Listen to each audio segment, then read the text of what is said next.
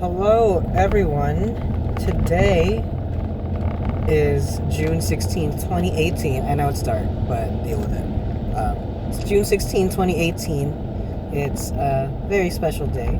It is the 1 year anniversary of Melodrama. Not that song, the song. Yes.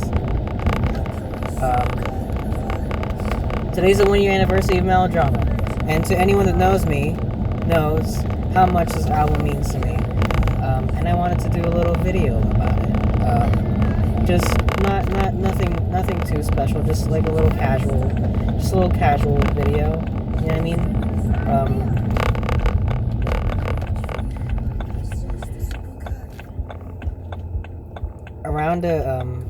Around a year ago when this album came out, I immediately listened to it as soon as it came out. I loved every song on the album, which is like a rarity. Like I'll pick and choose. Even on Pure Heroin, there's like a couple songs there that weren't immediately my favorite. I went back and listened to them again. Maybe I'm biased now, but I ended up liking pretty much the whole album anyway. But Melodrama was the very first album where I was like, I need to get this whole album. And in fact, I got the whole album, a whole 7 times over. I ended up with having 7 copies of the album, not exactly on purpose. Some of them came free with a bunch of merchandise that I bought, and some of them I bought as like gifts. But I currently own like me personally, I have like 3 copies of the album. I have like 2 digital and I have 1 physical copy of the album. I'm surprised I didn't have the blue vinyl, but that's the one version I didn't get. But it's such a it came out at a time where I was like I was feeling the exact same emotions that the album was trying to it's the same emotions that the album was trying to get across, which is at the core of it, Melodrama is it's a breakup album, but it's also an album about moving on and release. It's not just a straight up fuck you, I hate you, this is what you did to me, and you know, bullshit. Like not to say that there's anything wrong with those types of albums. If the album has like just that one track emotion of like this is for if you're feeling really shitty, then fine, you know, I'd be okay with that. But the reason why I find Melodrama so special is because it's not just that. It's not just I feel shitty. It's I feel shitty, and although it feels like there's nothing I can do about it, there's totally ways for me to like move past this. And although that it sucks, at some point this is all just temporary, and I know that at the end of the day, I'm seeing the memories as kind of like I'm seeing them through like rose tinted glasses. So you know, it might not have been as good as it was, and maybe it was for the best. But at the end of the day, nothing changes the reality that whatever occurred, and you know, I enjoy the kind of humanness of it. I enjoy how real and kind of vulnerable the album is.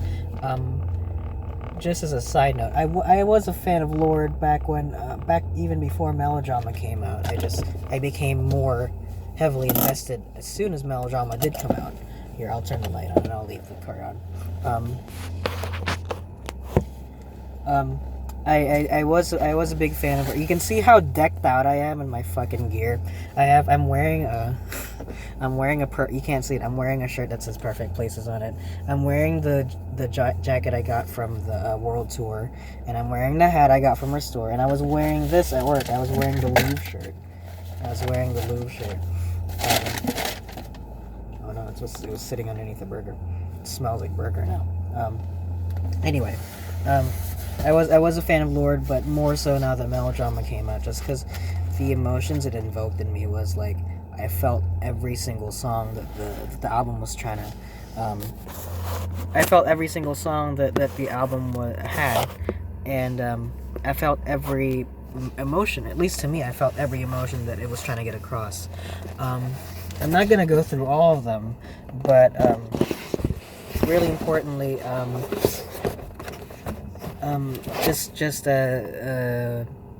just really quickly, Green Light to me felt like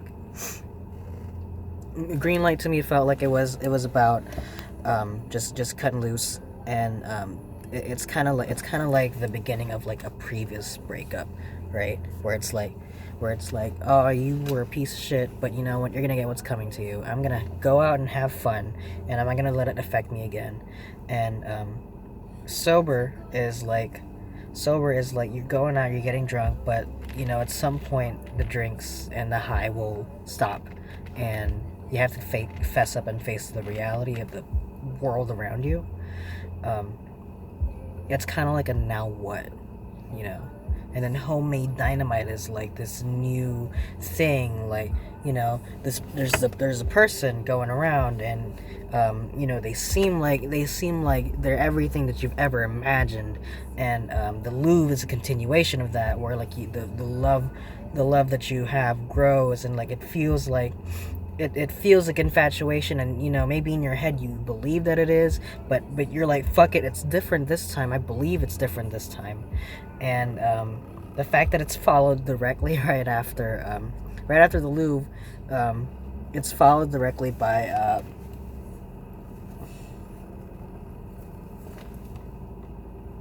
what was that one? Sorry. The fact that the Louvre is followed directly by Liability, it's kind of telling of what occurs after that, which is just I like that it kind of skips, the Louvre is like the one song where it's like, this is what the relationship is, where it feels great. Maybe it's not as good as you thought it was, but fuck it, right? Like this is love, and it's maybe it doesn't feel perfect, but to me it is, and that's all that it's like a feeling of like being okay with settling, almost. And Liability is like the reality hitting that things were not what you thought they were, and like it's reality finally hitting you that these things that you kind of already knew, but now it's like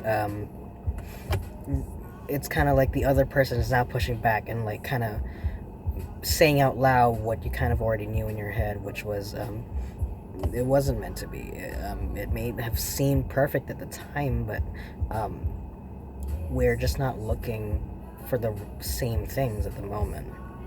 And it sucks, and it hurts, and it feels like you get tossed around, and people say these things all the time, and people promise you these things all the time, and at the end of the day, they say the same things to you, and always ends up feeling the same, and it sucks. That's all it really is. It sucks. And I'm gonna skip part of it just because it's like it's a pretty short album in a sense, but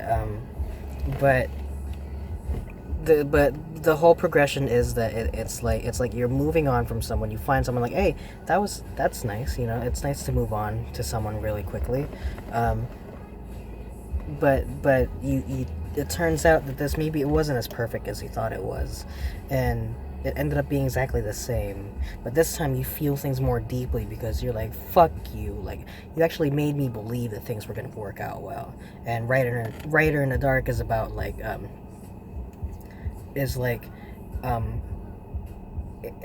don't want to like say like fuck you for not wanting me. It's more of like this is who I am, and I'm sorry you can't handle it. It's I feel like it's more like that, at least to me. And again, all these things that I'm saying is not what the song is about. It's just, to me, that's what they felt like when I listened to them. And this song playing right now, which I don't know, it's probably pretty faint, maybe it's a little bit louder, but I turned it down, is Perfect Places. It's the last song on the album, and it was my first favorite, just because it kind of felt like it gave a sense of hope, but at the same time a sense of realism, where it's like it's a fun, happy song, but at the same time the song is about taking drugs to just forget about your troubles. At the end of the day, it's about just, fuck it. We do this. We say that we when we have breakups, we say fuck love. I don't want it, right? But you're gonna meet someone new, and it might not turn out well. But at the end of the day, if it doesn't turn out well, you're just gonna do the same thing. You're gonna go out. You're gonna party. You're gonna get drunk, and you're gonna try to find. You're gonna try to find these perfect places. You're gonna try to go out and have fun being by yourself and being with yourself again. And the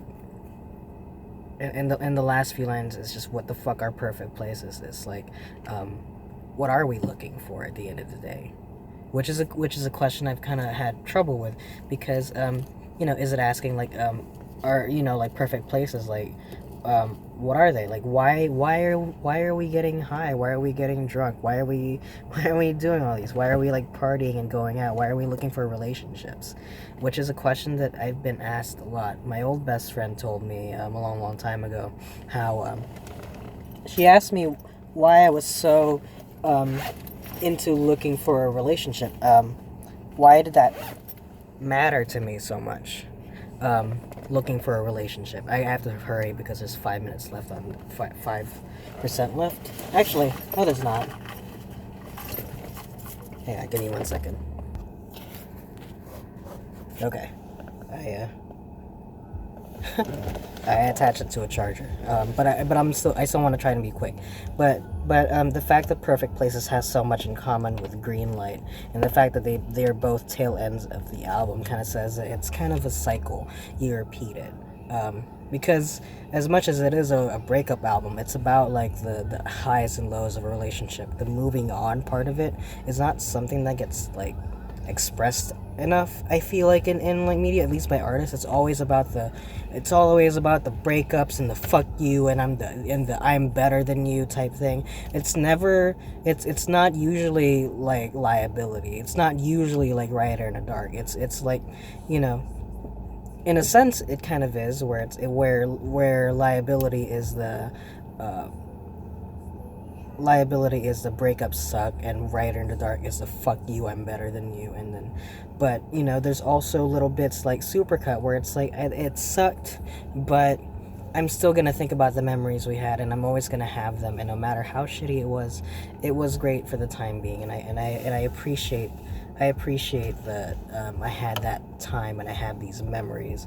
And reason why I felt so like deeply with Melodrama is I haven't had a lot of relationships, but like the few that I had, it felt like that exactly, where it's like at the beginning of it, of course you have your little honeymoon phase, but of course at the time it feels like this is what it's gonna be like forever. It's gonna be great, and we talk about things, and it's gonna be awesome, but it's not always like that. Like relationships are between more than one person for a reason, because there's that it's communication, it's codependency, it's coexistence is what I'm trying to say. It's cooperating with another person, maybe multiple people if you're polyamorous. It's this cooperation with each other that may seem like it's there at first. It may seem like things are perfect at first, and then you settle, and then you stop trying to impress the other person, and then you're stuck with someone who doesn't even resemble what you signed up for in the first place. Or maybe they were there all along, but you just never noticed. And so now you don't want to hurt the other person, but what are your options? Do you stay here, or do you up and tell the other person it's not going to work out? And for me, I'm always the type of person who I don't catch these signs. My thing is always, I'm going to try to be as the best as I can for this person. Maybe, and I'll be honest, I have learned some lessons, because maybe I wasn't the best person that I was, but each breakup is like a lesson learned of like, don't do this again, or like do this differently, right?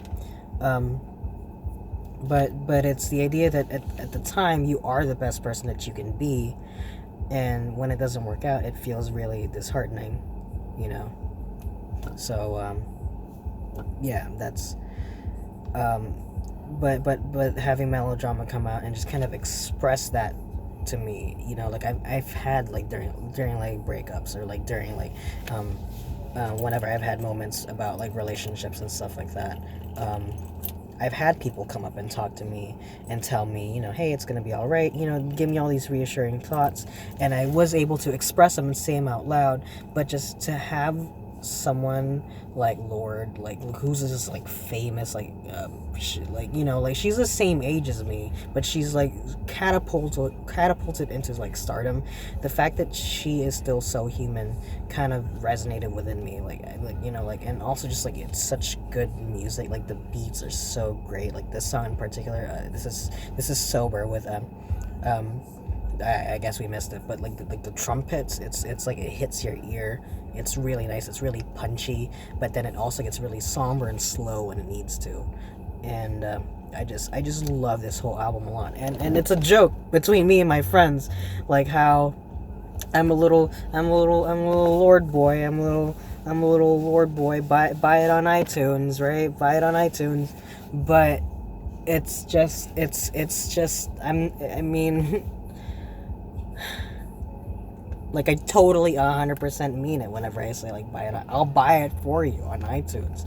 It's just, it's such a great album, especially if you're someone who goes through these things a lot. If you're someone who just needs to hear the both the sadness but also the reassurance of breakups suck, it's gonna be okay. And like it talks about like the little positive and negative aspects of a breakup. You know, it doesn't always just talk about your own perspective of a breakup. It's the perspective of the breakup that people don't really like talk about. It just feels. I said it earlier, but the reason why I really like the album is it's really about all that. It's really vulnerable and really personal. I really feel like it came from the heart, and you hear that through the beats. And you know, if you were lucky enough to like catch her live, she has like little monologues before some of the songs that really meant a lot, and you can feel like how much weight some of these songs carry compared to the other ones, especially Writer in the Dark, which is I think the first one that she wrote, or either the last one. It was the one that she has a big talk about during the tour. She has like a big 5 or 6 minute talk about the process of writing the song and like what it meant to her, and I feel like I resonate with that, and it's just a really special album to me, and I hope that as time goes on, more people discover it and more people find it and more people enjoy it. I feel like I'm gonna be in the position of always constantly listening to it every once in a while, because I just went through I'm not gonna say it was the roughest breakup. It sucked, but I feel like I learned my lessons a little bit better. But I know that it's not gonna be the last breakup I'm gonna have, but it's nice to have this to guide me through it. So just so that I'm not sitting in the room alone with my own thoughts, I can put this entire album on and have someone sing to me and make me feel a little bit better about myself. Because at the end of the day, we're all just trying to lift ourselves up, try to be happy, and try to find our own perfect places, you know.